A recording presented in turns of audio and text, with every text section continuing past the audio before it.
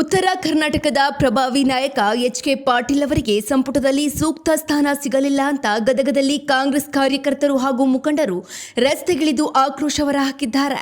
ಹಿರಿಯ ನಾಯಕರಿಗೆ ಸಚಿವ ಸ್ಥಾನ ನೀಡಲೇಬೇಕೆಂದು ಪಟ್ಟು ಹಿಡಿದು ಕರಿಯಪ್ಪ ಸರ್ಕಲ್ ಮತ್ತು ಹಳೆ ಡಿಸಿ ಆಫೀಸ್ ಬಳಿ ನಡು ರಸ್ತೆಯಲ್ಲೇ ಪ್ರತಿಭಟನೆ ನಡೆಸಿದ ನೂರಾರು ಕಾರ್ಯಕರ್ತರು ಮುಖ್ಯ ರಸ್ತೆಯನ್ನ ಬಂದ್ ಮಾಡಿದ್ದಾರೆ.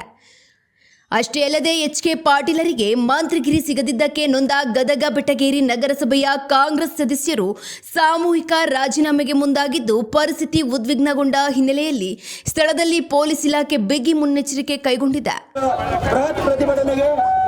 ರಸ್ತೆ ತಡೆಗೆ ಆಗಮಿಸಿದಂತಹ ಎಲ್ಲ ಎಚ್.ಕೆ. ಪಾಟೀಲ್ ಸಾಹೇಬರ ಅಭಿಮಾನಿಗಳಾಗಬೇಕು ಹಾಗೂ